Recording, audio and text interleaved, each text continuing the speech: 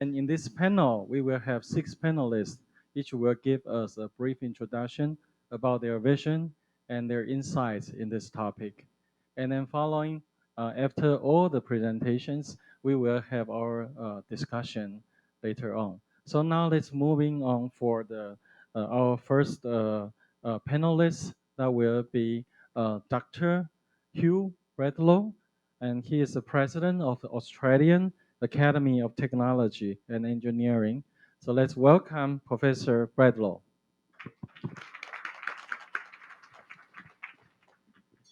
I'll use this one. Oh, okay. Thanks. Thank you, Dr. Shea. This is working, is it? Not so much? That working? Okay, good. Um, you would have heard this morning a great deal of potential for artificial intelligence and the Internet of Things. But what we haven't addressed is what are the challenges and roadblocks that are going to happen on the way to implementing artificial intelligence. And if you read the literature on this, you'd think that there are no impediments to this brave new future where we can do anything with artificial intelligence. But that's not actually the case. So I want to do really two things. I want to talk about a very brief recap of the technology, and secondly, then to talk about the challenges that we need to address in order for the technology to effectively be implemented. So if we look at technology, a technology is only effective when it becomes a platform, a general purpose platform that can serve multiple opportunities, because until then it's not economic. And so you would have got the impression that AI and artificial intelligence are tied together, and that the AI and the Internet of Things are tied together, and that the Internet of Things is a consequence of artificial intelligence. But it's actually the other way around. So the first set of platforms you've got to start with are the Internet of Things. And there are basically three platforms involved there. The devices platforms that have to be affordable measurements and actuators, the network platforms, and the cloud and middleware platforms. Just to briefly recap what Mr. Lam talked about this morning, is 5G is the essential platform for the network in the Internet of Things, and that is the way it's been designed. I won't go through all the characteristics that the network's been designed for, but we can expect that platform to progress very quickly. There are two things that are lacking. The first is that we don't have coverage necessarily, and that will be solved by a new generation of low Earth orbit satellite constellations, so-called LEOs, which will give 100% pole-to-pole coverage and broadband speeds that are equivalent to Earth and latencies that are equivalent to Earthbound technologies.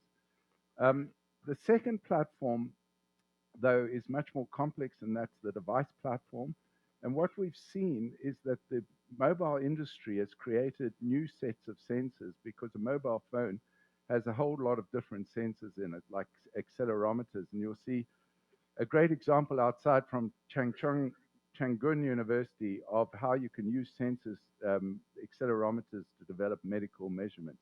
So it's those types of devices that will create the new platforms. The final platform, which I'm not going to talk about, which is far too complex, but it's going to be the most difficult one to overcome, is the middleware and the cloud-based platforms. It seems relatively simple from a technology perspective, but actually from an industry perspective is very difficult to achieve.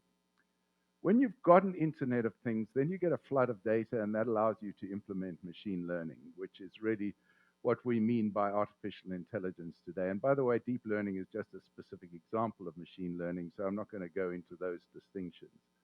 The issue with machine learning is it's extremely powerful in situations where you do not have a easy describe mathematical relationship between the input and output. So if you have high dimensionality or very complex patterns, machine learning works extremely well. And the classic example of this is speech recognition. So if you look what happened with speech recognition for about a 40-year period, people try to model the voice tract with a mathematical model and then recognize speech with that. And of course, it was totally unsuccessful. And then 2010, Google came along and said, we can use a neural network and we've got plenty of training data, so we can actually train it to recognize speech recognition. And within 6 years, speech recognition had reached human capability. Now, speech recognition is a nice application, but really is a niche. It's not that important. When it comes down to it, there's only one important application of machine learning, and let me emphasize that. All applications that are being talked about today are instantiations of the single application, which is machine vision. And you can see from this ImageNet challenge that by 2015, we were already exceeding the human ability to recognize objects in an image. And all the applications that you'll see ensue come from that particular capability. Anything that relies on pattern recognition works very well as long as the patterns are static and don't change with time. So where's the hype in that? That seems to work pretty well, and it has a lot of opportunity and application. But what we're seeing today is a lot of hype around prediction. And you've got to remember that this is just pattern recognition. It is not prediction in any sense of the word. If there's a pattern to be recognized, you can recognize it in the future, but that's all you're actually doing. So there are issues around that related, first of all, to the training data. And you need lots of data. That's the first thing. You have to have the right data, in other words, the right parameters, all the relevant variables, as I've said there. But the patterns themselves, the data itself needs to be unbiased. So there's a famous instance of machine face recognition where they've been trained by, frankly, young white men in Silicon Valley, and they work extremely well for young white men. So you get 99% accuracy for a young white man with face recognition, but when it comes to a black woman, the accuracy drops to 65%.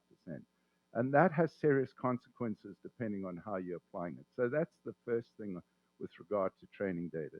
The second thing is the actual consumption of energy in training these algorithms. So if you look at the number of parameters in the algorithms, today most of the algorithms that are valuable operate at about the 200 million parameter mark.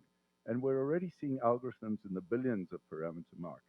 To train an algorithm of 200 million parameters takes about 600 megawatt hours of electricity. So that is what the Americans would call the long pole in the tent, because that is going to define whether these algorithms are scalable or not, because we simply won't have enough computing resource in order to implement them. Then the next thing is about scalability. And today, the scalability doesn't work very well. You can see humans don't scale very well either, but you can see recognition accuracy for face recognition drops off quite quickly when you get to a database of about 1 million faces. So how the Chinese can claim they can recognize 1.4 billion people is beyond my understanding. The next thing is, and someone mentioned that in the previous panel session, is explainability is extremely important. So if you're using machine learning to do job application sorting, if you can't explain to a candidate why they didn't get the job, that is a problem, and it's very difficult to do. And then finally, machines don't have any common sense. And if you're interested, look up a thing called the Winograd Schema Challenge, where machines perform almost as badly as a flip of a coin. So where a human being will get that 90% right, a machine will get somewhere around 50%. So there's still some significant challenges around artificial intelligence in terms of how we apply it and the problems that it has. The next thing, of course, is security. And I'll have to skip through this very quickly, but the Internet of Things creates new security problems. And we've seen some, what I would call epic hacks. So people have taken over motor vehicles and taken over the steering and the brakes. Someone took over a drug pump from the internet, was able to change the dosages, but leave the display the same so the local carer couldn't see it. So you could literally commit murder by internet. They had to withdraw 1.1 million of these things. The second thing about the Internet of Things is most battery-powered devices cannot today implement encryption because it's too compute-intensive and power-intensive, and therefore it's difficult to do things like second-factor authentication or to use certificates. So that creates a new set of problems on its own. Then we have physical vulnerabilities, like you can actually use sound waves to tamper with accelerometers. There are new attacks such as denial of sleep attacks. I used to think that was what my wife did to me when we were having an argument, but it turns out the same thing applies. You can run a device's battery flat, so it goes flat, and then you get data leakages from things like smart meters. And then the final thing with the Internet of Things is the scale of these devices. They are just going to be millions and billions of them out there, which makes it very hard to control the overall security system, and they have very long-lived lifetimes. So that's why we saw things like these big ransomware attacks, because people were still running Windows XP on machines like a MRI machine. They didn't think of it as a Windows XP machine. They thought of it as an MRI machine, which of course it is. You can't swap it out. So security is a major issue in the Internet of Things. And then when we move into AI, there are going to be new security threats. So you can fool machine vision systems quite easily by putting squiggles or hidden pixels inside images. And people have been able to take a stop sign, scribble on it with what to a human being would look like an ordinary piece of graffiti, but actually turns that stop sign into a turn left sign from the point of view of a camera inside an autonomous vehicle. So again, significant challenges.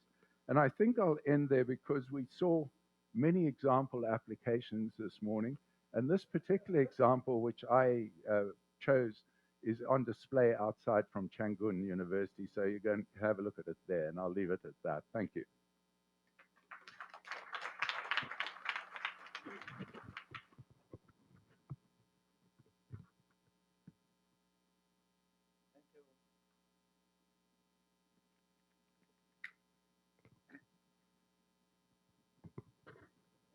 Dr. Furlong, for your wonderful introduction. Our next speaker will be Ethan Chu. He is the Taiwan AI Lab founders, and he will give us an insight about his view on this topic. Okay, thank you everyone. Like Deputy Minister said, and founder of Taiwan AI Lab. Taiwan AI Lab is a very special setting. We are a foundation under Ministry of Science and Technology. However, we are running the AI research in a non-profit way, and most of our sponsorship is actually from the industry, not from the government. So why we have this kind of setting? When we talk about AI, a lot of people think about this as a superpower in the future. How we can leverage this superpower? Does the government should control the superpower, or a private company should control the superpower? So in Taiwan, we have a very special thinking.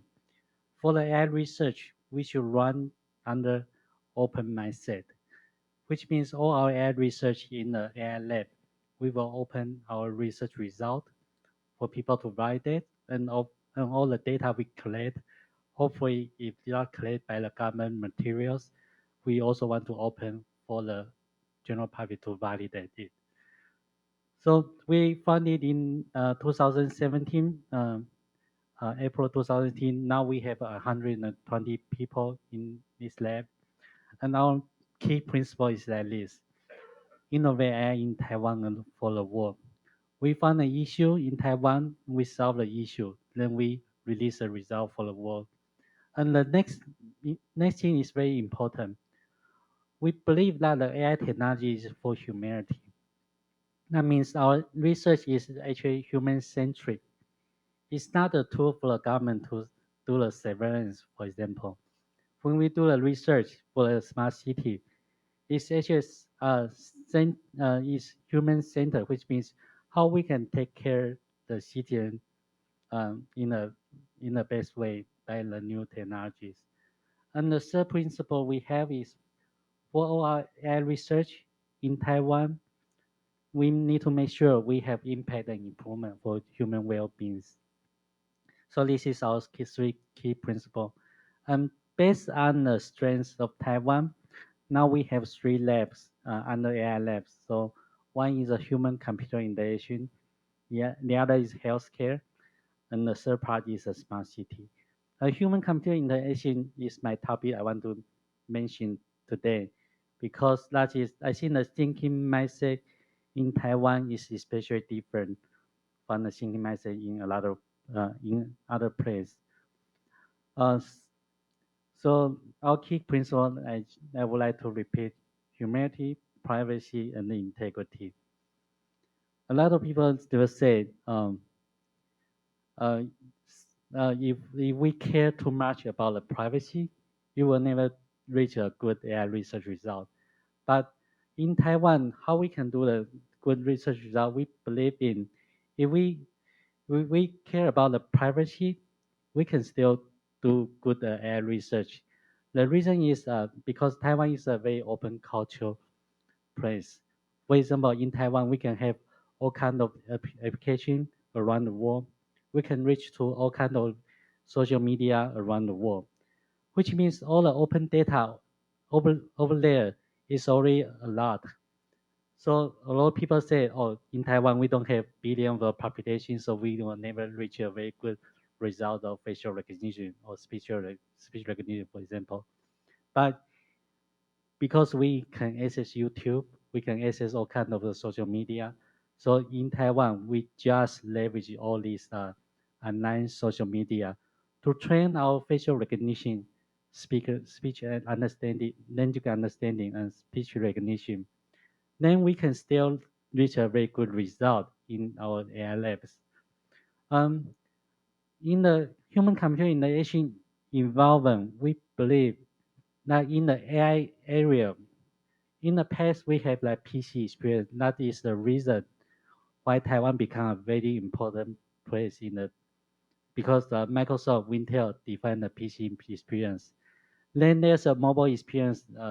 The iPhone and Android they define the mobile experience. So in Taiwan, we are also the major manufacturer for the mobile experience. But in the AI human-computer interaction, uh, there will be a totally new area. We call it natural interaction. So before I come back to Taiwan for the AI lab, I was also the funding day manager for Microsoft Cortana. So like the image recognition um, professor just mentioned, the, the image recognition in 2005 that was also one of the achievement we trained in Microsoft Research Asia. We trained 152 layer of the ResNet to achieve the human parity. And after that, we also trained another net in the speech recognition. We reached a human parity in the 2016. So in Taiwan, we also leverage the open data to train a speech recognition system for the Mandarins.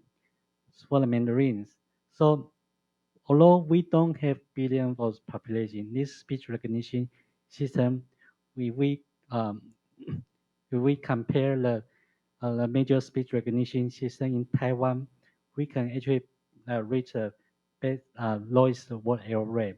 And now this speech recognition system in Taiwan, we already be consumed by the Taiwan government because the speech recognition system is also very sensitive.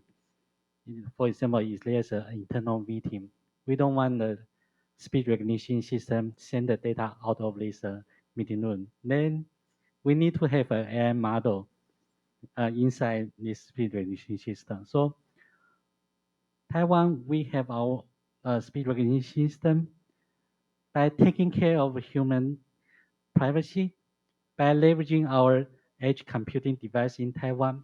Then we have a speech recognition system that can serve all the government or the private company in Taiwan. And we do the same message for the facial recognition. We care about people's privacy, but we can still train the facial recognition system out of the YouTube videos. We actually train the engine. We have an engine on the YouTube. Watch all the YouTube video and use the YouTube video to train our facial recognition system. And by this way, we can also reach the state of art of facial recognition. So we also test on the mega face benchmark, and we also test LFW. Also in very good result. But because we are in Taiwan, we also have a data set. We call it Asian people data set because we need to make sure not only the people in white can recognize well, we need to make sure that people in Asian we can recognize well. So there's a facial recognition system set up in Taiwan. The API is open, the data set is open, and we can provide a service for all the private and the public company in Taiwan and support the edge computing as well. On top of speech recognition, facial recognition, we know how people speak. We can recognize who is it. We also have a very special project in Taiwan. We want to recognize the music. What do you mean recognize music? If we go to a karaoke, we hear some people is singing, we hear somebody is playing, and maybe someone is playing guitar. We train an agent, it can do the source separation. We know who is singing what, who is playing what. So this is then after we recognize who is playing, who is singing, then we can learn from the style. So we actually actually select the top top 1 million pop songs on the internet. We have this agent listen to this internet. Then we train an agent. If you play a music, the AI can automatically join with you. So this is a demo of what we have. It's a real demo. Can you play? Okay.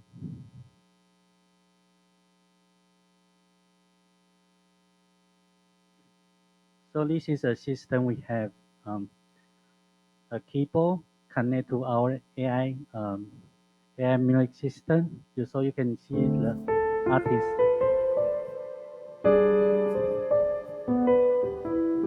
He play a little bit piano, and the AI will generate the piano automatically to follow his songs.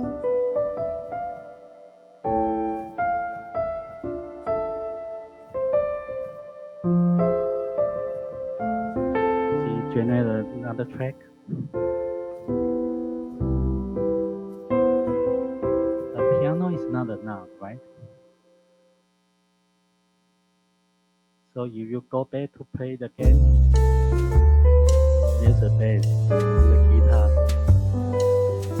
So you can enjoy the jazz. So I tell AI, according to what I just played, I want to generate jazz. So the AI will generate the whole song according to what you just played, and also play with the guitar and the bass.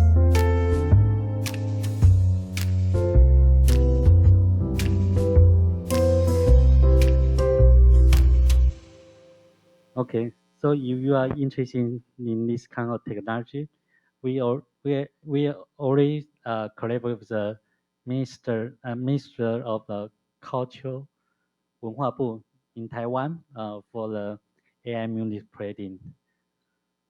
And there's also another very interesting topic we are working in Taiwan. A lot of people know in Taiwan we are the number one in terms of the freedom of the speech, freedom of the social media. But we are also ranked as the number one of the fake news influence area.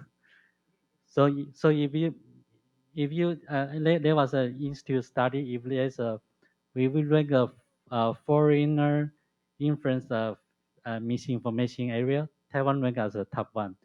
And so we also train, we call it AI journalist.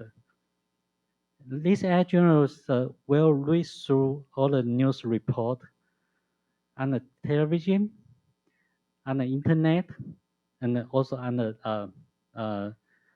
the newspapers. Then this AI journal will have a comprehensive view for a single event automatically. And according to this single event, because the AI journalists have a comprehensive view, then these journalists will know which news media is hiding which kind of information, which news media is meticulously generate which kind of misinformation. So we can, according to this study, we can know the bias of each social media. So this is an ongoing project what we are working on, and this part we collaborate with the National Communication Council in Taiwan. Now we are using this AI technology to monitor the news channel in Taiwan, to know the news reporters, the bias of the news reporter, the bias of the social medias. And we can also leverage this tool to know if there's a bot generate content in the internet. This is an ongoing project. So if you are interested in this kind of technology and want to know how we overcome the fake news in Taiwan, we welcome everyone to discuss. So there's another platform we call it PTT.ai. I don't know how many of you know PTT. So in Taiwan, we have a very special social media. It's also running in the nonprofit and open source way. Now, that was um, my homework at school, and now it's still a very dominant social media in Taiwan. And now we are thinking to decentralize this social media by the blockchain technology. So there's a group of people in Taiwan. We don't want to have a social media that is controlled, for example, by Facebook. Then Facebook can become the superpower because they just control your privacy data. But now with this technology, people can still communicate with each other, but there's no central control of the platform. So this is the final topic we have. So in the human-computer interaction, this is a circle we have by leveraging the IoT, 5G, and the cloud capability in Taiwan. We have our AI Munich project, we have our AI journalist project, and we also have our speech recognition, facial recognition to complete the whole circle of a human-computer interaction. And this is open, supporting Taiwan industry to the next wave of the human-computer interaction. And we call it Yating. How many of you know what is Yating? Yating is the most common name in Taiwan. So every individual in Taiwan, they have a friend in school named called Yating. Okay, that's what I mentioned. And we also have another two platform that is for medical image and for genetic study. Thank you, everyone.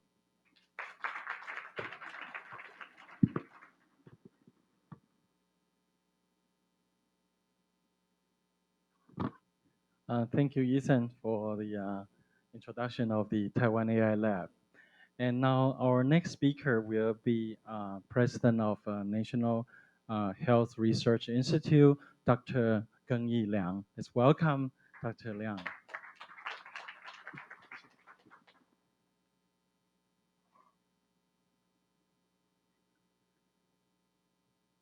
Thank you, Dr. Xie, for your introduction.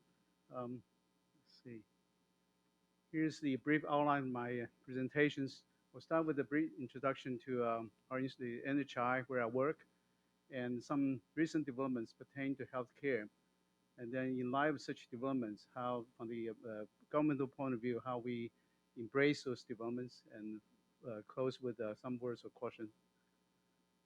About NHI, we founded in 1996, so it's been more than 20 years ago. We have currently 8 research institutes and 5 research centers, approximately about 150 investigators and physician scientists. Annual budget is around US dollars $90 million per year. To some extent, it's pretty much modeled after the NIH in the United States, both having intra and extramural program, except we're much smaller in size and scale. But then on the other hand, we're different in that NHI is mission oriented in the sense that we're serving as a think tank for the government, the Ministry of Health and Welfare in particular. So a couple unique features in NHI. We are the only mission oriented biomedical institute in Taiwan.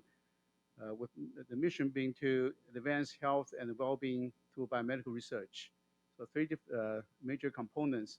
for basics and translation research will tackle important diseases in Taiwan, such as cancer, kidney disease, and more recently about rare disease. And through evidence-based research, making policy recommendations to the government, and also through biotechnology development, bridging the gap with the industry. The other features about our institute is that we're mandated to help the government to dealing with the national health crisis, SARS in 2003, avian flu in 2005, and more recently dengue fever in 2016 and since. And by working with the local government, we actually work together to actually, as a result, we lower the number of dengue cases from the 40,000 in 2015 to double digits recently.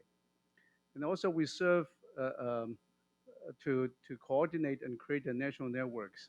For example, more than 20 years ago, TCOP, the Taiwan Corporate Oncology Groups, was formed for multi-center cancer clinical trials. It is very much mimicking for those familiar with the activities in the States, ECOP in the East Coast and SWOG in the West Coast. Also, we have the TSAS, it's Taiwan Surveillance of Antimicrobial Resistance, monitoring the antimicrobial resistance. And more recently, we have this Biobank Disease Consortium. Just actually, we have some big announcement this morning. Okay, so now let me just review very briefly some of the recent developments pertain to human health. One is the concept of a big data. I think that in the last decade of the 20th century, the post-genomic era really permits the examinations of genetic associations with complex disease. And you probably heard the GWAS, Genome-Wide Association study we conduct many worldwide for tackling many disease, whereby some genes were identified for cancer and other asthma and among others. And this may be, in a way, considered as a precursor for nowadays the big data era. And at least for the biomedical research, you heard the phrase omics, proteomics, genomics, including the whole genome sequencing. Also that the health insurance data in Taiwan, the National Health Insurance Program was launched in 1995, and where there was systematic data collection taking place. So we consider as a gold mine for health researchers. And also the last structure is the electronic health data, among others. Also that I think the re-emergence of artificial intelligence, where Ethan really is one of the top leaders in the field. So I just want, my own field is in biostatistics. I think that either one of us is really in a way considered as a tool, help scientists to address the scientific question of the interest. The other one is the concept of precision medicine. I think the one of the big challenge when dealing with the human disease is the so-called heterogeneities. People have different risk for disease. People respond differently to the same drug, because what we're different in terms of genetics, background, environmental, health behavior, ethics and cultures and others. So then in 2015, I think that in States, President Obama then have announced this precision medicine initiative, but also the few years before that, 2012, Genomic England was launched as well. The third component is the concept of real-world evidence. The background behind is that the clinical trial settings, and nowadays, in order to have the drug to be approved, you need to carry out phase 3 clinical trials. But the challenge is that the clinical trial setting, such as exclusion criteria, may be argued that it may not reflect the real-world situation, because a lot of very stringent exclusion criteria, and also they may be too costly and time-consuming. So by utilizing some of the so-called real-world data through, for example, the National Health Insurance data, maybe that will help to expedite the approval process for patients to use. To find the best treatment combinations, avoiding the unnecessary medical expenditure waste. And also that hopefully will help to discover new drugs or new indications. And but meanwhile, the regulation process is relatively speaking, is under development. It's ongoing, but a little bit under development. The last component is the trend that I see is the collaborations between government and industries. Just some examples. Illumina and the UK National Health Service, where they propose to genotype, hopefully in a few years, 1 million British citizens targeting the important disease such as cancers and rare disease and others. Regeneron, GSK, and the UK Biobank. Okay. And the other one is more recent is the Roche, and they're approaching the Ministry of Health and Welfare in Taiwan and some of the Asian countries as well, hoping that they're utilizing the real-world evidence as a tool to expedite or to find the new indications. I'm pretty sure there are others as well. And even though they're quite different from in terms of where they are, in terms of how they approach the issue, but I think they share something in common.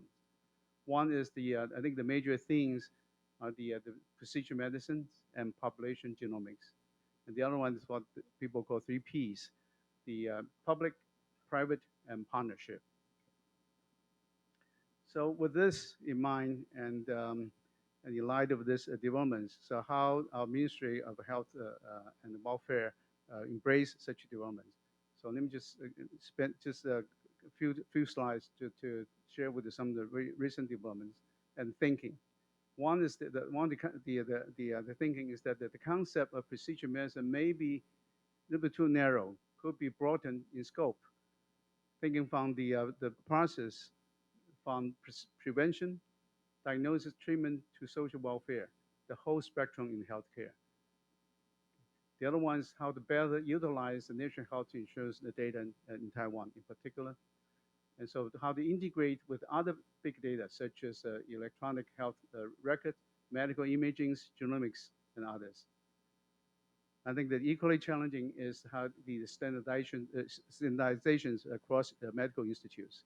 They might have different write-up, even for the interpretation of the patient's outcome. So how to just to make it available across the board, I think is a huge challenge. But then, assuming we're able to do so, that really is the foundation. Is not the ultimate goal. So the question is, what for? Why we spend time doing this? I think that will help the government making a sound-based policy making, and hopefully to implement the precision healthcare for citizens with such a huge data bank, and to create opportunities for collaborations with industries. So with that, I think that we are charged by the Minister of Health and Welfare actually to organize a couple projects. The one is constructing the so-called precision health and welfare systems, and so that we can do what I just mentioned. And the ultimate goal, I think we should lose. The ultimate goal is really to elevate the quality level of healthcare and human beings. And the other initiative is that the precision medicine pilot studies to collaborate with the industry implementing precision medicine, to strengthen the local healthcare industry, and also to promote international collaborations. And this is really just the beginning, and we're learning by doing. And I hope that maybe before too long we have something more concrete to share with you either individually or through conference. So finally, I think that as I mentioned, that we're talking about the high tech, we're talking about a huge data set. That really is not the ultimate goal. The ultimate goal is really to help to elevate the quality of the healthcare. So with that, I think that it's important to keep some things in mind. One is the protection of the individual confidentiality. That should not be compromised by collecting so-called big data. And so I think timely law and regulations will be needed. The other one is the potential misuse of individual data. Now that we make it available, and to make sure that that will not be misutilized. So I think that by making it available, I think that we need to have a very comprehensive review system. Okay? Also, now we encouraging the collaborations between industry, the government, and academics. I think that it's important to avoid the potential conflict interest and make sure that whatever process we carry out had to be transparent. And finally, assuming that we, by working together, we are able to identify new drugs, device, or indications. How we're going to best utilize such finding? The question is, who's going to pay for? And the other one is, assuming there's a profit making through IP, how we're going to best utilize that? In my opinion, that those should go back to the our health insurance before we really go bankruptcy. Okay, so I think I'll just stop here. Maybe we'll have a chance to chat a little more later. Thank you.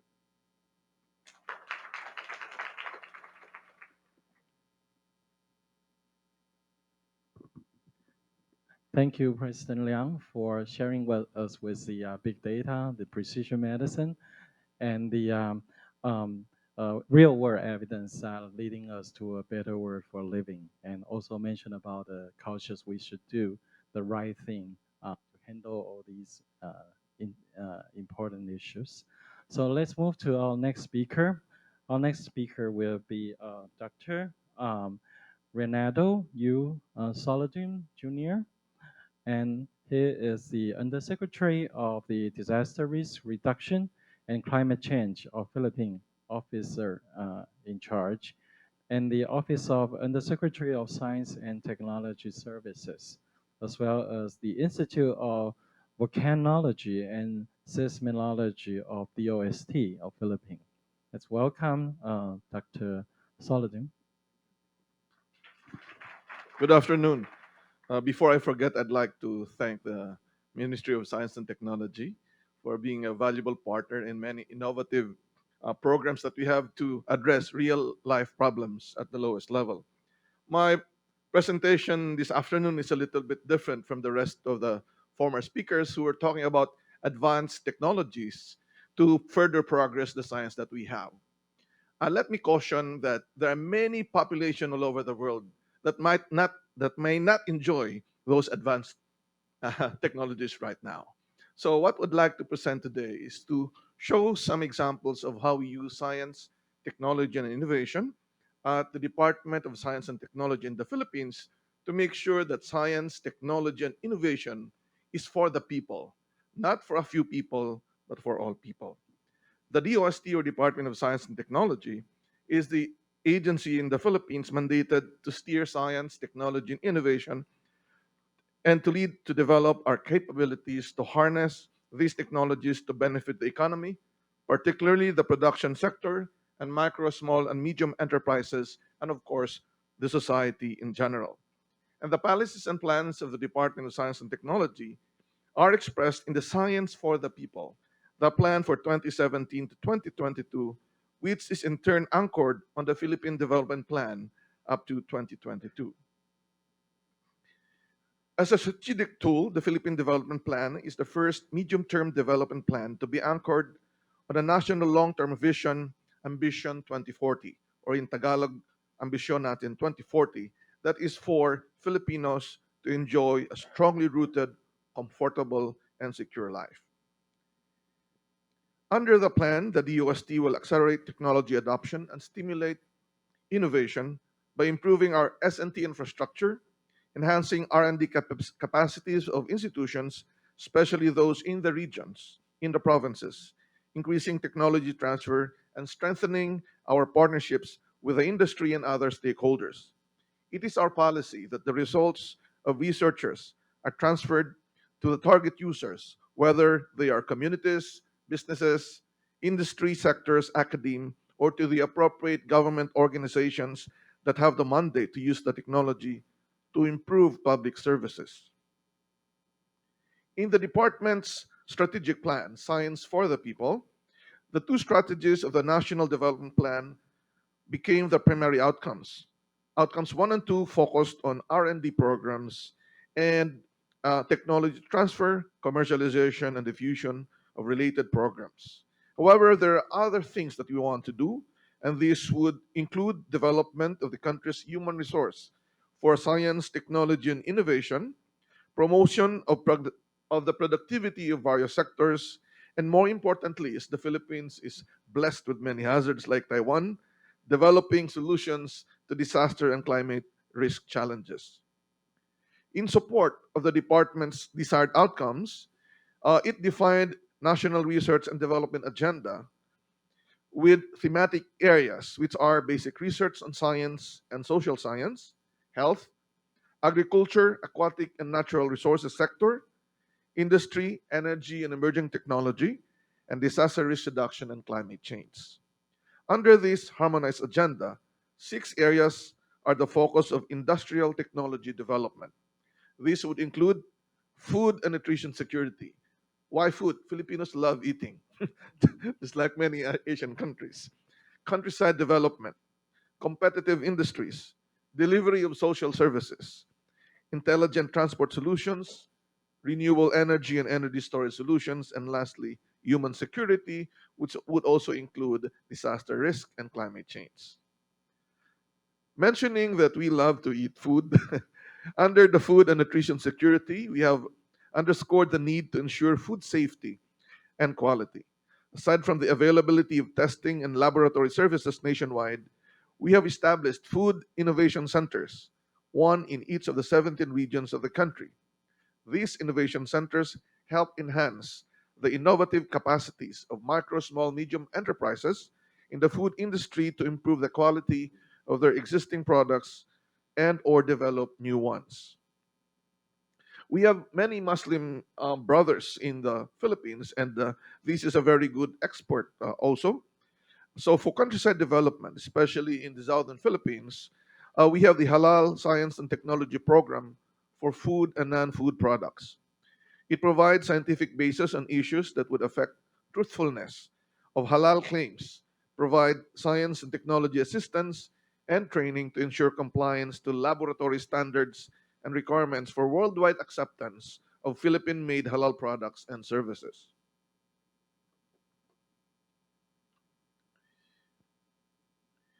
In the area of countryside development, we need to really focus and bring down science, technology, and innovation to the grassroots.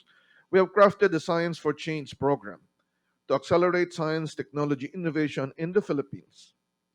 It has 4 programs. The first is the NEET Centers in the Regions for R&D, or NICER program, which establishes R&D centers that respond to the specific needs of the locality or in the region. These centers are mostly housed in colleges and universities and expected to consult and coordinate closely with the industry sector to ensure relevance and timeliness of their R&D programs. R&D Leadership, or RD Lead, is the next program, and this complements the establishment of R&D centers through the NICER program by linking research leaders to these centers so that their research would be further improved. The third is the Collaborative R&D to Leverage Philippine Economy, or CRADLE program, and this would be for the research and development institutes and the industry. This is to ensure that all R&D outputs of the academe, particularly in the regions, have practical uses to every Filipino. Number 4 is Business Innovation through S&T, or BIST, for Industry program, and this aligns with the CRADLE. It assists private sector companies and industries to acquire emerging and strategic technologies. It is envisioned to increase knowledge or technology content in their products or processes, thereby stimulating wealth creation and enhancing the global competitiveness of industry specific Philippine companies. The possible financial assistance that we provide is as much as 70% of the total eligible cost, and refund or repayment is for the period of 3 to 5 years at 0% interest. An example of a competitive industry that we wanted to help would be the additive manufacturing industry. And this will open the doors to previously unimaginable possibilities, and every single 3D printed product will unfold more innovations. So we have established 2 3D printing research facilities to stimulate innovation in the manufacturing industry. 3D printing, from small parts to big structures, can be used in aerospace, defense, biomedical, healthcare, printed electronics, agricultural machinery, automotive industries, and many other things. For the environment and to provide delivery of social services, we have developed many technologies, and two of the examples I will explain in more detail. Well, wastewater treatment is a problem in many areas, so we have developed the compact wastewater treatment system for quick service restaurants. And for some of you who know one of the beautiful beaches in the Philippines called Boracay Island, we have closed that island for 6 months and required many of the services to really treat their wastewater, as this affects the corals and the supply of sand to the beach. This is a low cost, sustainable, compact system that can be used to treat high organic wastewater coming from standalone quick service restaurants. The second is the Ecoseps Vigormine organomineral, which is an odorless white powder composed of various organominerals capable of neutralizing the strong odor, the murky color in wastewaters or septic tank. It significantly improves water quality based on the affluent standard set by the government. We have been also exploring on the use of space technology, and we have been developing and deploying microsatellites and nanosatellites. These satellites provide data to the country that can be used for various purposes like environmental monitoring, agriculture monitoring, especially on disaster risk monitoring and response.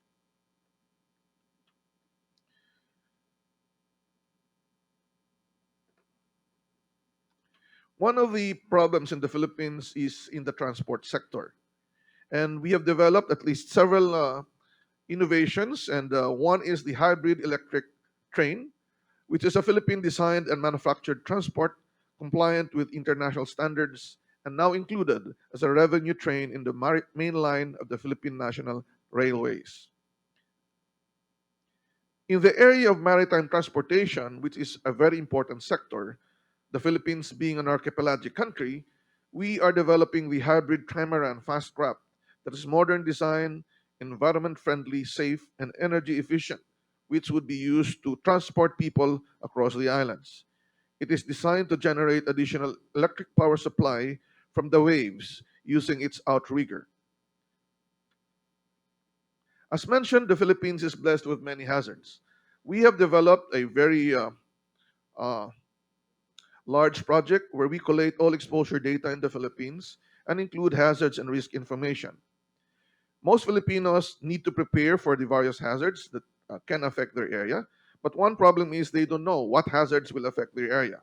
We have developed the Hazard Hunter Philippines application, a single platform for quick and easy hazard assessment related to various hazards, where you just double tap the screen of your phone or computer and the hazards assessment can be done in 15 seconds.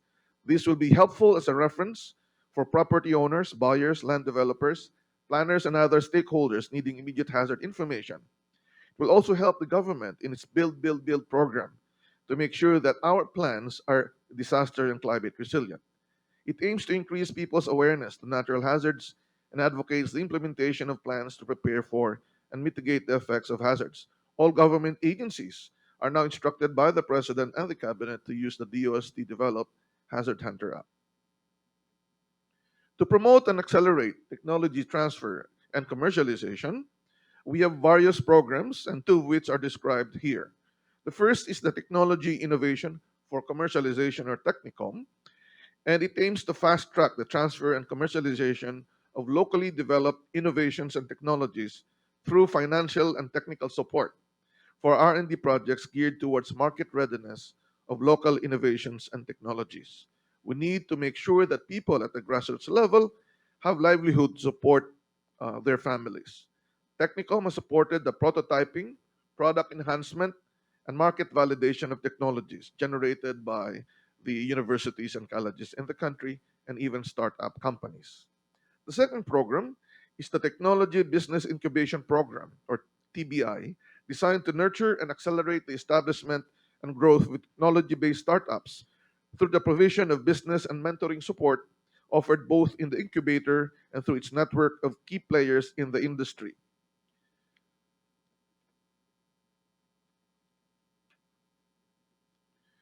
To make a dent on the innovation of the industry down to the local level, we are actively finding ways to enhance the productivity and efficiency of communities and the production sector and also the lowliest sector of our society, like the urban poor.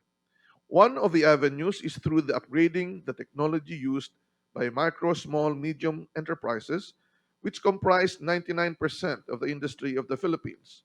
Set up or small enterprise technology upgrading program aims to upgrade the technological capabilities and improve the productivity of these enterprises. Set up provides technological interventions such as innovation fund, technology transfer and commercialization assistance, consultancy, packaging assistance, technology trainings, and laboratory and testing services to empower these companies to innovate, move up the technology scale, and become more competitive and provide livelihood to as many people that they can help. We also have linked various laboratories in the country, and we have termed this one-stop laboratory for services for global competitiveness. This integrates 49 public and private laboratories through an IT-based referral system where it allows seamless handling of samples from receiving referral, transport, analysis to the prompt delivery of calibration and testing reports, no matter where the customers are in the Philippines or other parts of the world. Lastly, knowledge and technology are mostly embedded in human resource, and we have extensively discussed this in the first session. Thus, the Department of Science and Technology has contributed to the continued strengthening and sustaining of the capacity of our human resources to generate technologies and support innovation activities. Our ministry is implementing a specialized science secondary education, the Philippine Science High School, and also are providing undergraduate and graduate scholarship programs so that we have an S&T workforce engaged in research and development. Also, to ensure that educators of the schools are well equipped to handle S&T courses, we are into capacity building program, especially into science and math, so that all provinces will have at least many teachers to support the science, technology, and education of the country.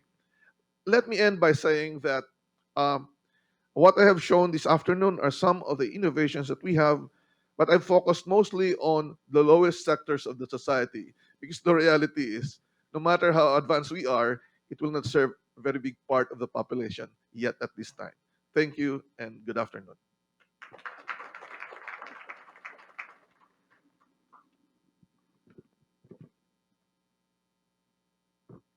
Thank you. Like Philippines, actually Taiwan also experienced challenges from natural disasters and diseases of tropical area. So there has been long-term partnership between the most of Taiwan and those of Philippines in the information sharing and technologies to bring it down to the worst to save lives and to improve the quality of life of people, both Philippines and Taiwan. And now let's move to our next speaker, Dr. Harman Rizak. He is the head of the Agency for Assessment and Application of Technology of Indonesia. Let's welcome Dr. Rizak.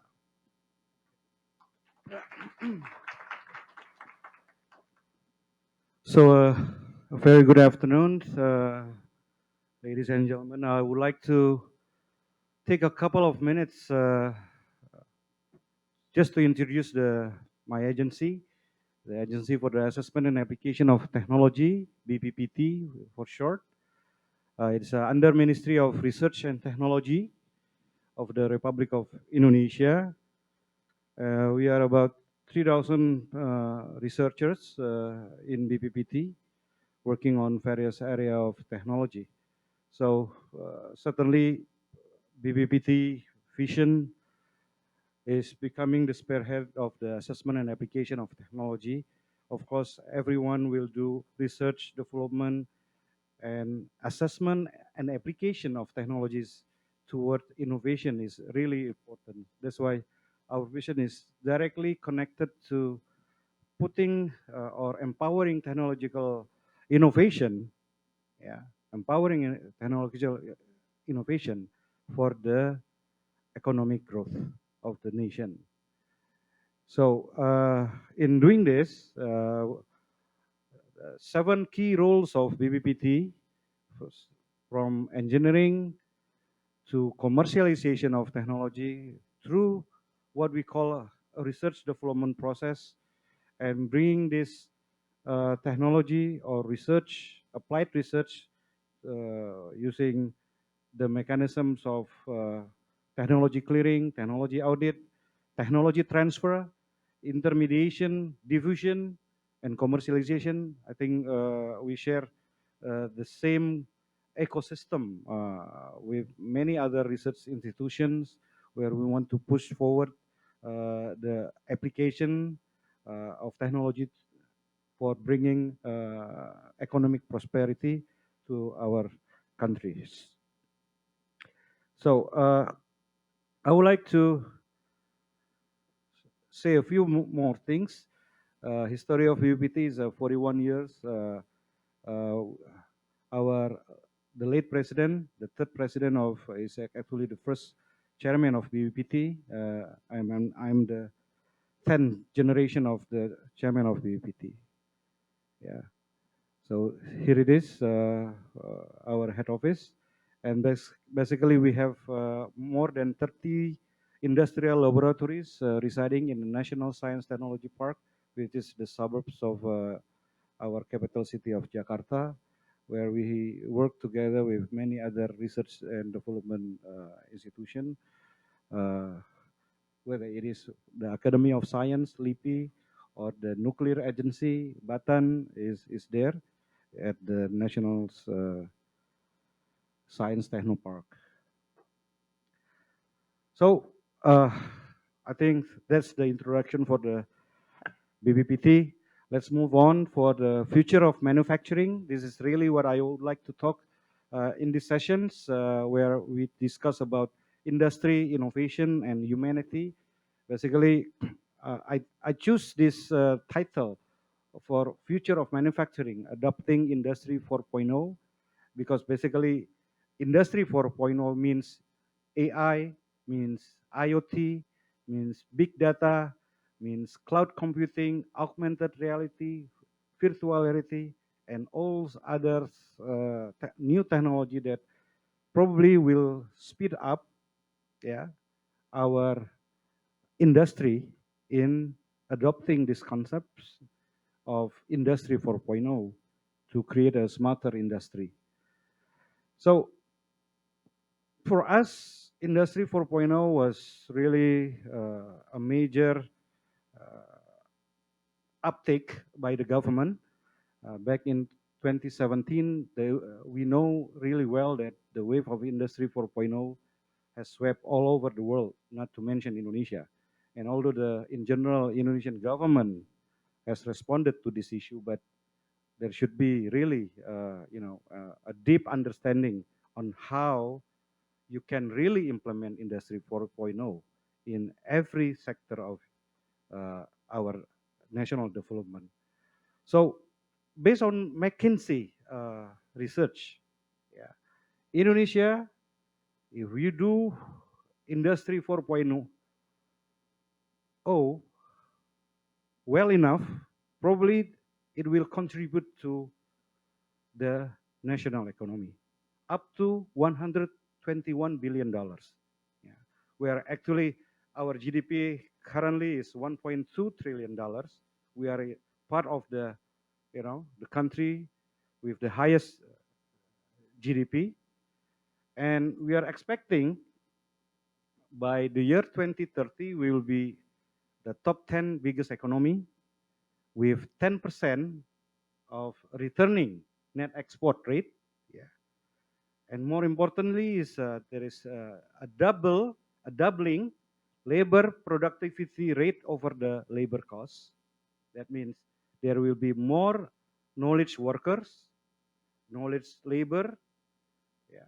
And then this is also really important that we will, with 2% of GDP spent for R&D, we are expecting to have a 7 times higher allocation than what is existing now.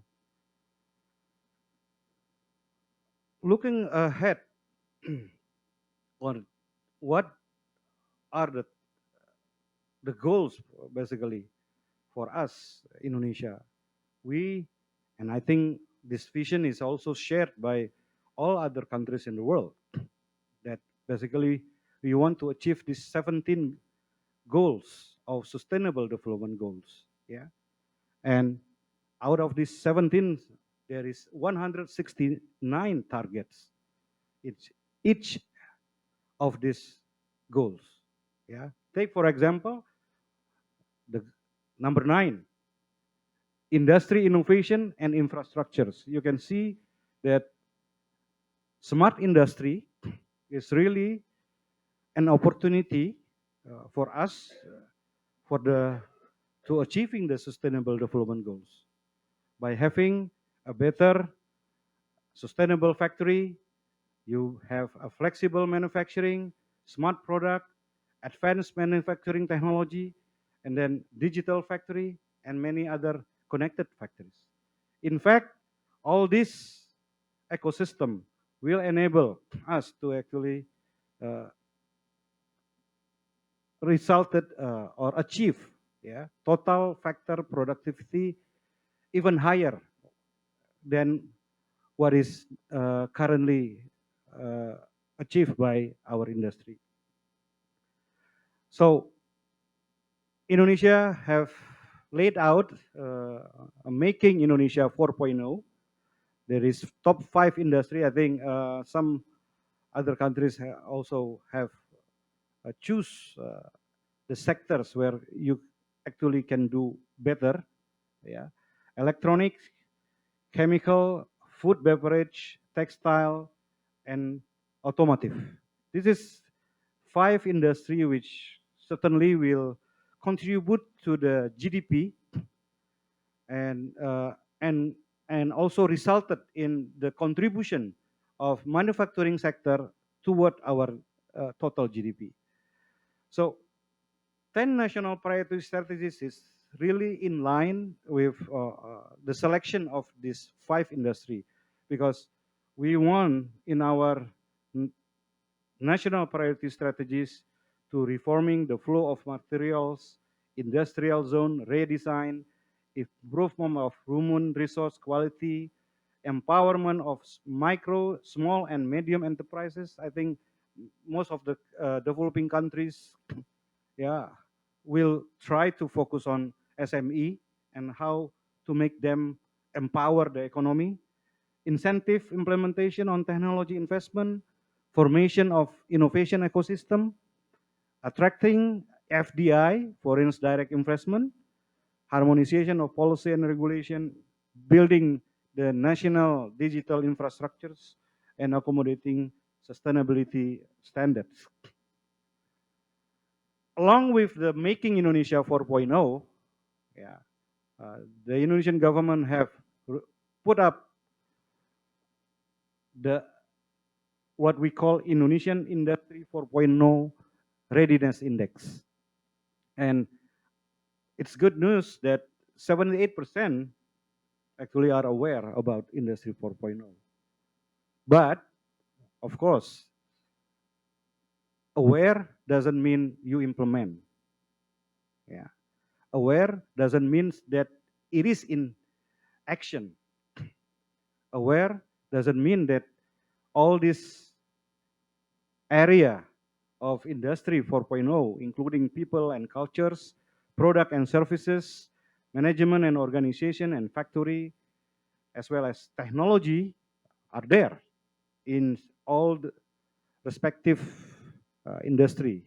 Yeah, you can see in the how we do in all those area. For electronic, chemical, food, beverage, scoring between 1 to 4, the self-assessment of 328 industry, yeah, up to automotive, and this is the number of companies in electronic, 28, 30 in chemical, and 198, and the best of India, they are some of these companies, yeah, which basically you can consider them as a big company or medium-sized company. And the readiness index, 2.14 out of 4 are ready to implement. Yeah. Where we did well in those sectors, people and cultures, management and organization, product and services. We are well lagging, yeah, in factory operation and technology. It is something that we have to close this gap by using a better system on operation and technology. Only Schneider Electric and Petrosia, which is 2 companies only, basically. So as a overall, we can say we are still lagging in terms of Industry 4.0 implementation. And here I put up all the items that particularly related to our challenge: lack of necessary talents, lack of courageous confronting obstacle, fear of cyber attacks. Yeah, as you know, IoT main issue is privacy and security, right? If you are all connected, things can be dangerous. Management and organization difficulty in coordinating action in digital transformation efforts. Yeah. Product and service, lack of clear business case. Probably some of those SME are really lacking of business case. Factory operation, labor intensive preference from the government rather than smarter factory workers. Okay. And internet coverage, where I think this technology, the IoT, AI, big data is coming forth in many respective area, and certainly BBPT will assist the implementation through the diffusion of this technology. AI will be the key, will will be a central in trying to make this top 5 priority sectors. Okay, so I have noted for mid-sized to small-sized industry, for feeding to the big industry. Sorry, it's a mistake. Big industries, the government should give extra attention and uh, should prepare them to enter the industry 4.0 again. Therefore, in order for the industry to succeed, we have to make the complete parts of the whole industry and hence supported and ready for industry 4.0 era. Yeah, these are some of the issues that BPPT support for food industry 4.0, for textile industry, such as taking this building upstream capabilities in high quality materials and improve cost competitiveness through increased labor productivity and effective industrial zoning, BPPT on-farm productivity, post-harvest process. In automotive area, BPPT support advanced manufacturing through our laboratories, propulsion testing, structure testing, quality testing, and also in electronic industry, chemical industry. Okay, at the end, the prerequisite for implementing Industry 4.0 to SME will be the solutions, which is consists of affordable IoT devices, reliable IoT security, and plan to plan, plan to warehouse, warehouse to store, and warehouse to home. So this is my last slide. Everyone in this room should agree with this, that technological innovation is the only way, actually, to bring your efficiency-driven economy to innovation-based economy, economic growth. Thank you very much.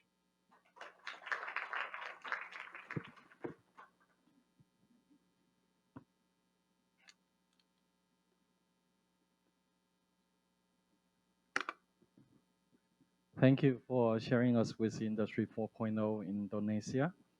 Then our next speaker and also the last speaker of this panel is Dr. Chang Chang Albert Liu. He is the founder and CEO of Neron Incorporation. Thank you. Hey, actually, my PhD professor, mentor, Professor Frank Chen is here. Yeah, so I saw, so it made me feel a little bit nervous. I think this might not be the second dissertation, thesis dissertation. So, yeah.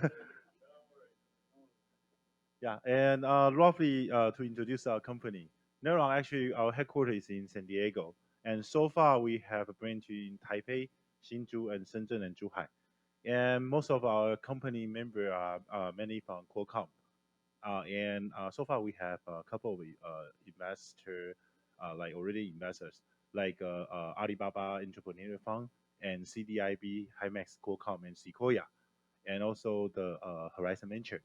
Except that we also have some personal investor, including the YouTube founder Chen Shijun, and also Google DeepMind founder Demis Hassby, yeah, and HTC founder Wang Xuehong and Chen Wenqi. Yeah. And actually, we just closed a round. Yeah, this round is a little bit big, so we are going to have a official announcement soon. Yeah, and those are our co-team. Yeah, I'm founder of Neuron, and I graduated from UCLA E department. Yeah, my professor is here, and except that other of our officer label all have been like working in the some tier one company, at least a VP level. Like for example, AD Huang, he was Yanhua's vice president, and also Fuding Xianjing COO. Those both of them are the public company. Yeah, and Roger, yeah, he's Tony Brooks PhD, and he has been working in Bell Lab. And Xiang Chun was VP in Spectrum, Vivo, and Huawei. He was also a director of Qualcomm. Yeah, he graduated from Tsinghua University and Sony Brook with PhD. And Agent, he has been working in Qualcomm for more than 25 years. He was a VP in Qualcomm. Yeah, and Daniel Yuan, he was a chief architecture in Jingdie Ruanjian before. He was selected as the top 20 influence individual software for China industry. Yeah, like back to 2005. Other people also on the list, including Xiaomi's founder Lei Jun and WeChat's founder Zhang Xiaolong and Li Jiachen. And before my I introduced the industry problem we have been encountering, I want to roughly introduce what is a NPU, neural network processing unit. This is the like diagram like presented by NSF. And it says like if you are using the CPU and GPU to do AI, actually the AI right now we are saying more focused in the convolution neural network. It requires lots of computation power. So if you are using CPU and GPU, then your energy efficiency contribute like performance contribute by per energy efficiency is 0.01. But if you are using a DSP, which is a digital single processor, then your performance can enhance 10 times. But if you are using the NPU, which is what we are working on, then you can enhance like more than 100 times compared with DSP and 1,000 times compared to CPU with GPU. And so far we have two chips. Actually, before those two chips, we start to sell the NPU IP. Our customer, including our partner, including Synopsys and Cadence, both are the two largest IP company over the world. And our customer, including the Gree and Sogo. Sogo is the second largest search engine company in China, and Gree is the largest home appliance company in mainland China as well. And in this year, we released a chip, what we call the 520, KL520. And so far, we have like ASUS and Acer are our customer. Those are already publicly announced. But before that, we also got a PO recently, which from the top three semiconductor industry from all over the world. Yeah, that guy is a really big giant. And except that, we also got a couple of bank, from Taiwan, local bank contract from Taiwan, and also Xiaomi's IoT ecosystem as well. And um, we also have another chip which is KL720, and we are more focused in smartphone. We are also partner with Qualcomm in smartphone industry, and right now we're also working on like I think top three cell phone maker in mainland China. I cannot release the customer right now, but I think the product is going to on the market soon. And we also have a surveillance like we also target in the surveillance market and smart home market. I think I will have some slides to have some rough introduction about that. And there are two market side. There are two market segment we are not touching yet, including the automobile and data center. Because we think the data center, which is a cloud, is like a big giants play like like Intel and Nvidia's dominate those markets. So we are pretty focused in the edge. And those are our application, like including 3D sensing, that can link into the Face ID, like our iPhone X, and also like using your face to do the online payment. And we also have some application in the smart home, and also smart terminal like Jom and smart toy as well.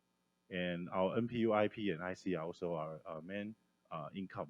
Yeah, we already have partnership with Qualcomm, Synopsys, and Cadence. Yeah, those are the. Yeah, I shouldn't take. We should take out this one. Anyway, yeah. This is some application in the smartphone. Actually, in the smartphone, we are play as a companion chip. So we are kind of a companion chip nearby Qualcomm's AP, and like help the AP have or enable our cell phone with the AI feature. Right now, we all know the sensor become more and more in your cell phone, right? I think iPhone 11 just released. What's the difference? I think it has 3 cameras, right? Yeah. So right now, the camera become more and more. So you need a component or a companion chip to handle like simultaneously video or image coming. You need to have an AI engine to handle that. So that's what we are working on, what we call the companion chip. And this companion chip also can can help the camera sensor to do something like Face ID, like 3D face recognition, or to do some uh, like uh, like lens adjustment. I think someone have been playing some camera, right?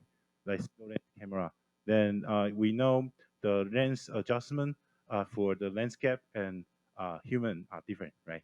So we put an AI engine inside that will recognize what kind of the scenario you are taking on, then still to adjust the camera setting to have a better quality. And yeah, we also the pretty unique or only solution in the market which can support different of 3D sensor. Right now we can support TOF, which we are partner with Fastcom's company, Fastcom's branch company, and DualCam, which we are partner with Yutron, speaker in this morning. Yeah, and we have a customer. I think Yutron already released a customer, which are the Facebook, Oculus, and Amazon Go. Yeah. And structurally, we are partnered with Albi and Himax. Yeah, and this is a smart home appliance application. In smart home, we got some customer requests to embed our AI chip in the like burger cleaning robot to find poo poo and pee pee. Yeah, yeah. The reason actually, when we got that project, our company just suddenly got so many poo poo and pee pee pictures, and they asked us to how accurately you can recognize the poo poo and pee pee. And after we passed that exam, they gave us another, which is a diamond ring. So we always talk in our company saying we are enhanced from poo poo pee pee funding company become a diamond ring funding company. But the application is pretty obviously. So when you have poo poo and pee pee in your home, you don't want the burger cleaning robot to crash that and spreach out, right? And also, if you have a diamond ring, you don't want you don't want your burger cleaning robot to suck it, right? So and some application in the IP cam is they want to recognize some abnormal behavior, like if your kid is playing around in your kitchen or like falling down as well, and also some like someone who is not belong to your family member just enter your home. They will send out the abnormal behavior warning. And the kitchen or smart refrigerator, they say they can give you some therapy to help you to cook. Also, I feel it's not useless. It's kind of useless. And the oven is like you put a small camera in, and they will recognize if your cake have been cooking down well cooked, and if it's well cooked, it will just automatically to suspend the cooking. And the AC, which was some application from our biggest customer, which is Gree, like doing some gesture control or recognize how many people in your room to self adjust the strength of your air condition.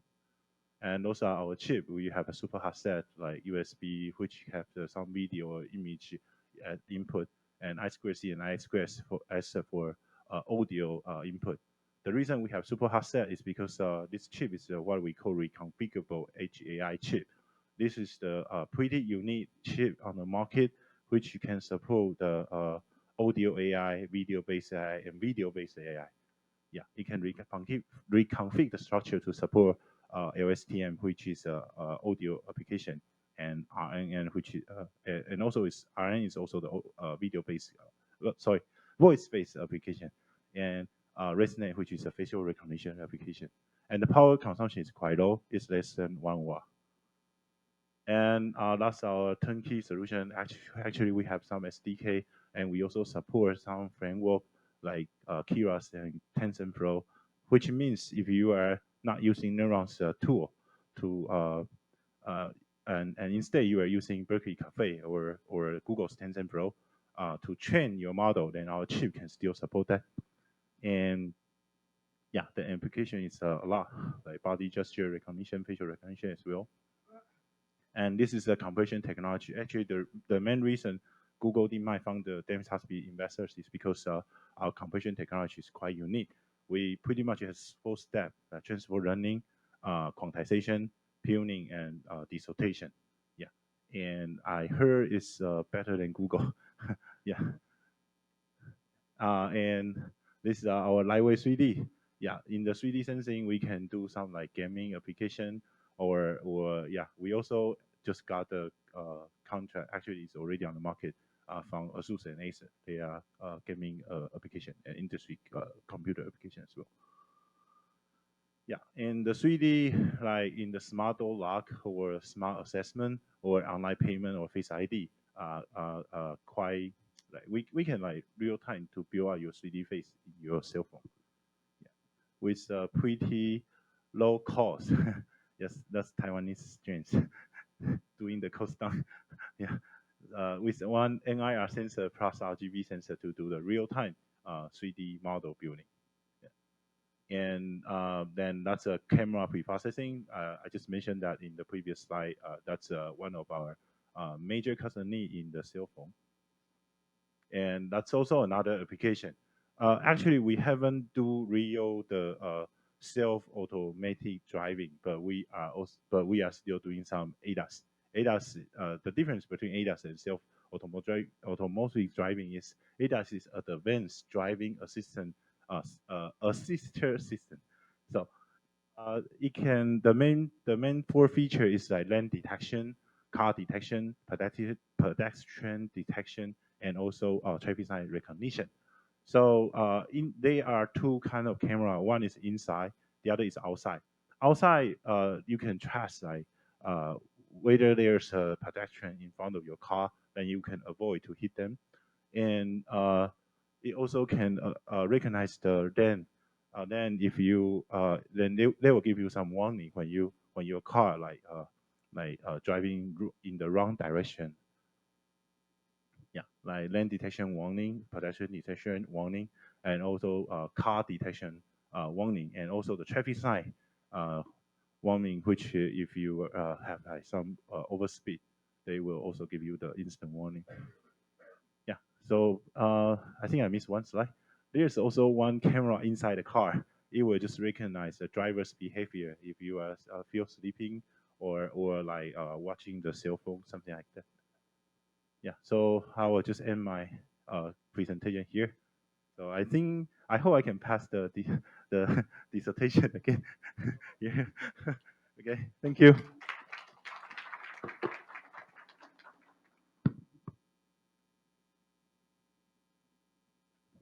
Thank you. I think we have a solution for Taiwan's complicated traffic, structure with the assistance of the narrow solution. Now, thank you all the panelists for their great talks. We're going to have a panel discussion now. So please come forward to the front side and we'll open questions for the audience. And hopefully we could have a good discussion before the dinner time. Please.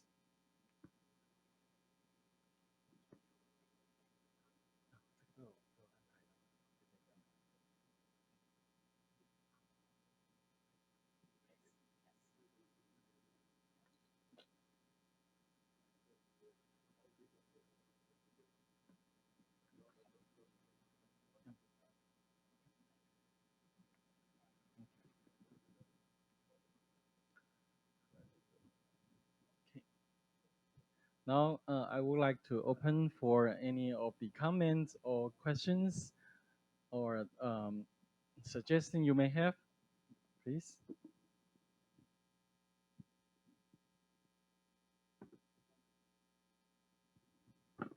And also from our speakers.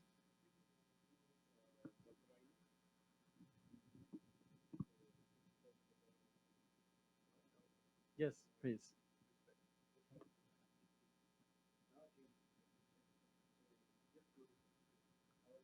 So in the age of AI and IoT, I think a lot of problem comes from the disinformation, like Ethan just mentioned. And so you companies like focusing on the journal. I remember some journals. How about some video, like fake video? Like now it's like this big problem of we call I think there's a software called deep fake. So maybe our panelists can comment on this. Yeah, so our focus is more on the language understanding, understand the newspaper. But for the image and the video, that's right. Deepfake is now also another problem because they can replace the face and pretend who is speaking. I remember there are also some research working on how to differentiate the deepfake video from the real videos. I don't know if other speakers have want to comment on this. No. There are solutions from edge side. Yes.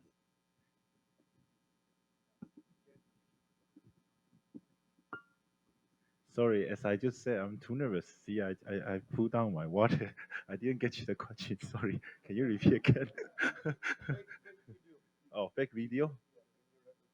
Oh, yeah. Actually, as I just mentioned, we have a 3D face recognition, right? Or 3D object recognition. So that one can like defense if you are using the video or picture to hack the AI system. I think I should prepare a video showing how good we are. Yeah. Right now, I have a video in my cell phone, but how can I think I can send to them send to them, and after yeah, actually it's quite quite advanced. Like the reason I think in previous slide in my presentation there's a picture saying that we can do the real time 3D reconstruction.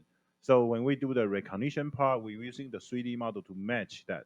So that's why it can detect if that's a video or the real people. Yeah. Okay.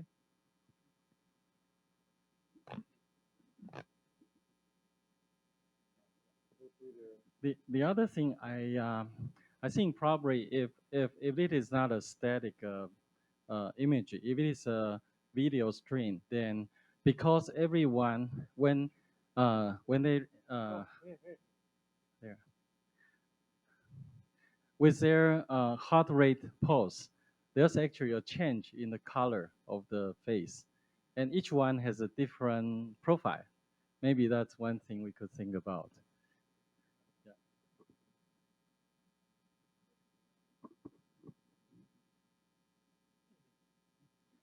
Um, I think actually there are two set of questions. One is if there is a video, how we can differentiate the person is in this video is not a real person. And the other problem was how can you differentiate when you go to a gate, for example, how can you differentiate a video or from a real person? And in this case, we can use the 3D sensor or 3D reconstruction in order to distinguish. Yeah.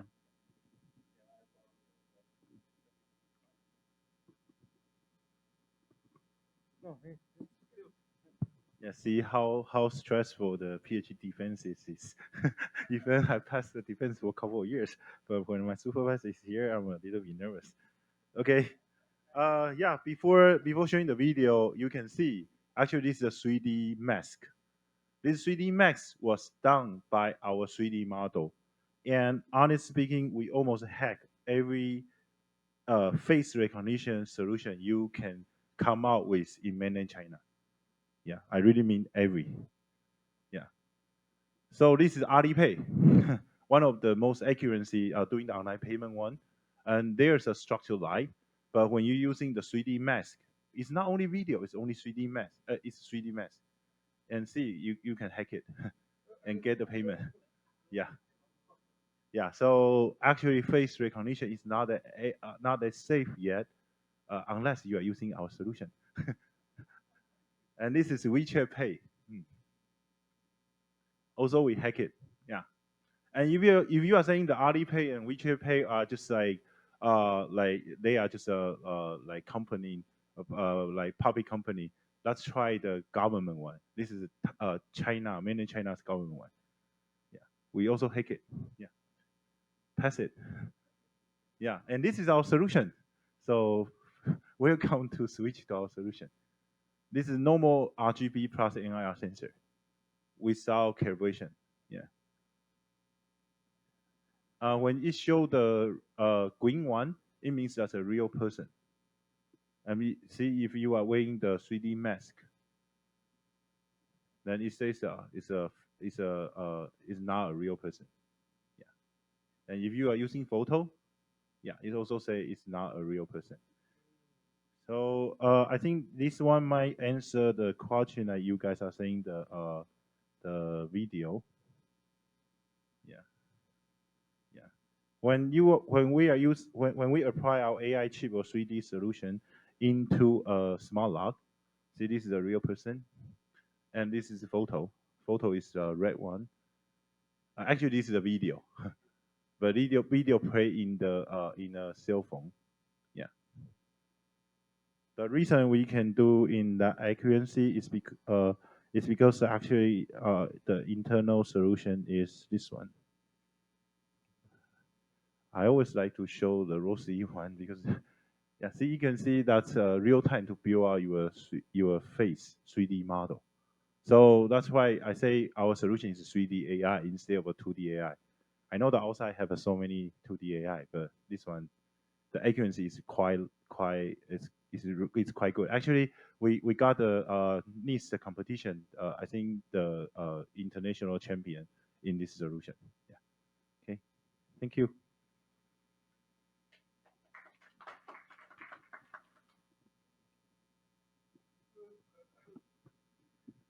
Thank you for sharing. So this is really a wonderful job. Any other questions or comments from the audience?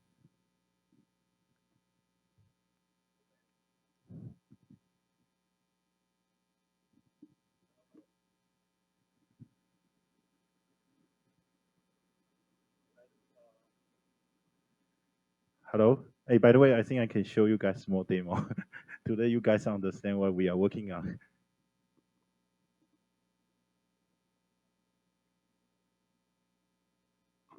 The PPT I present was like done like in the 10 minutes break, so I didn't prepare any kind of the demo. Yeah. This is one of the compression technology we are using in translator. You can see this is one device which can do the image-based AI. Have you seen the difference? Originally was written by English. After you take picture, it becomes Chinese. And this is another example. So it's the same agent, the same hardware device, but you can do the image-based and video-based AI. See, you can see that's a advertisement, and if you take a picture, it becomes Chinese, and the FOMO and background all look the same. Yeah, and yeah, this is the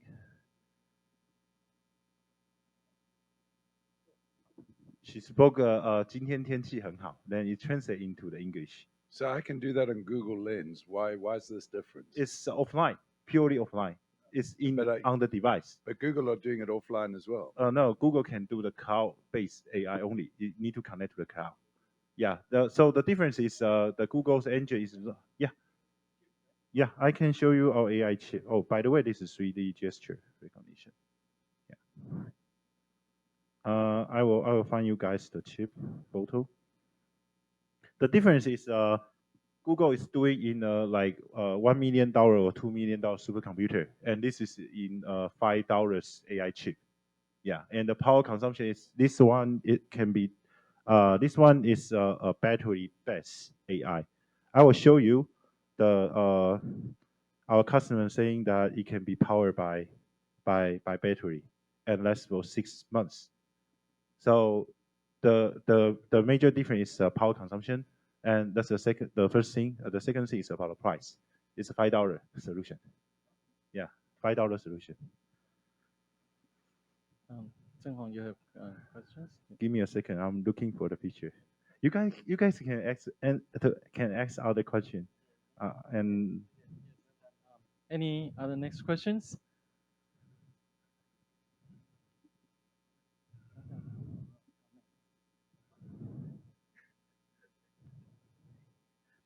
Well, okay. One question is I always have is seems to me most the AI solutions is people always thinking is on the software based, but as you know, Taiwan most importantly is for semiconductor is really on something printed on the real thing. Yeah. Could you see what is maybe the benefit for Taiwan as a AI powerhouse by leveraging its semiconductor technology? Is that really important or is it unimportant? Can a country just develop the AI technology without the the base of hardware? Question.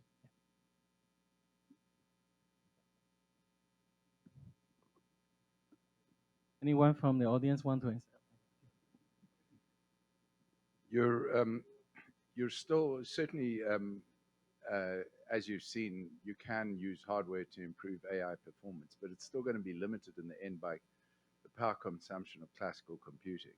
And unless we get over that barrier, we can't scale on single orders of magnitude. We've got to scale on multiple orders of magnitude, and that's going to require different chip architectures. So it's going to be more than just semiconductor implementation.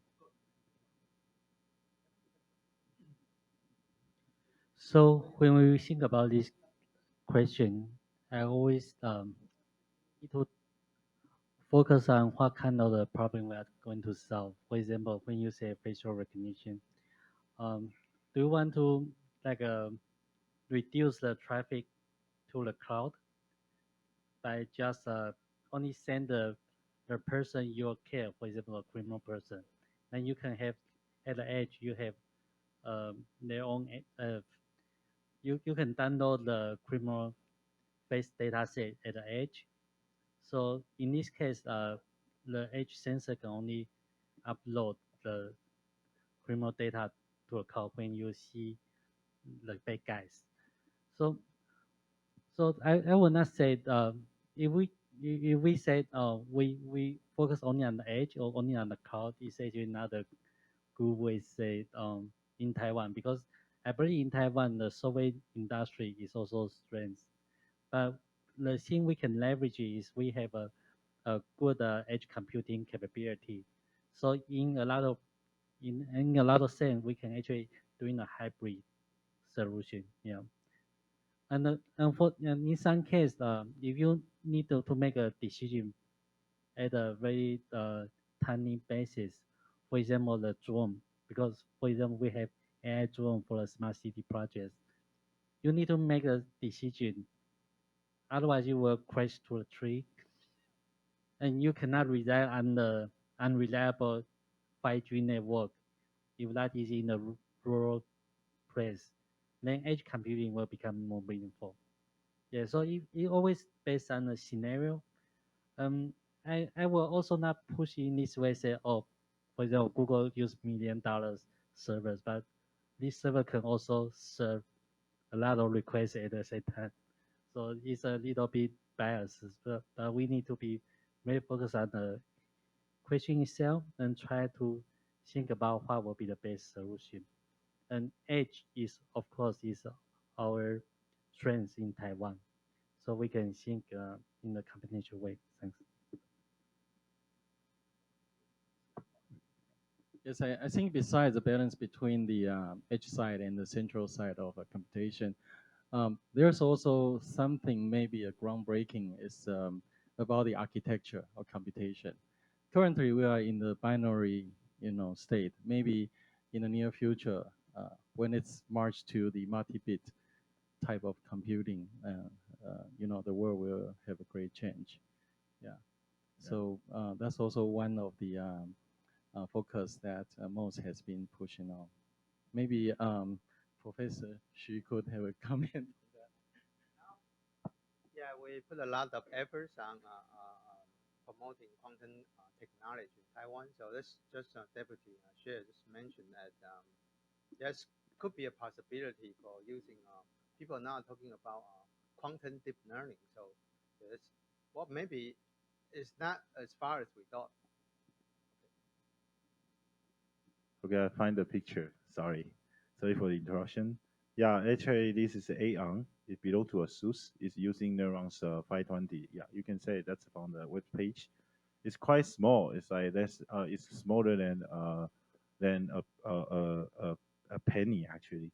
This is another product, and this is the size. Yeah, you can see there's no heat send, so the power is less than 1 watt. This is another customer using our chip. You can see that it say that the power consumption is less than 1 watt, and it's powered by battery only. Yeah, using battery to run the deep learning actually is almost impossible. Do you guys know how much the electric cost for the Google DeepMind, the Google AlphaGo? In that one chess game, it spends in that AlphaGo game, it spends like more than $1,000, and using like more than 1,000 CPU and GPU. That's the information Dennis gave me. But when we do the deep learning here, it's supposed almost every deep learning model you can come up with, like Euro, ResNet, VGG, and it says like it powered by battery, battery, and less than 1 watt. The 1 watt is including a panel. Yeah, so that's the major contribution we have. And I really feel the strength of Taiwan is semiconductor. So that's why Neuron is working on the both hybrid hardware and software solution, total solution. Okay.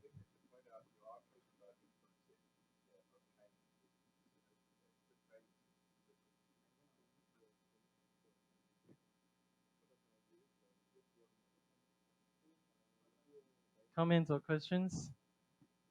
I think we have indeed a very in-depth and fruitful discussion for today.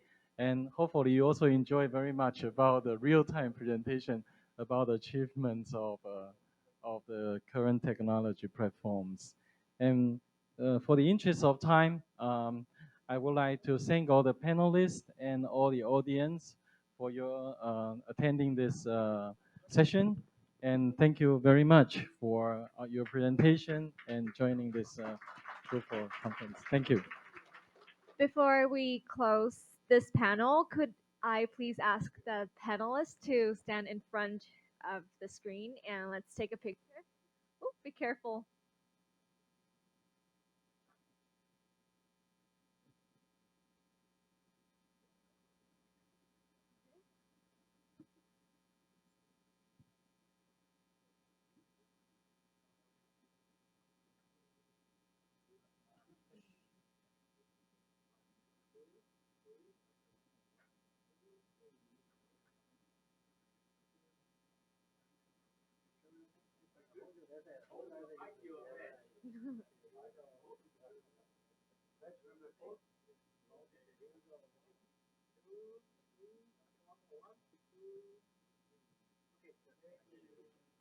Ladies and gentlemen, let's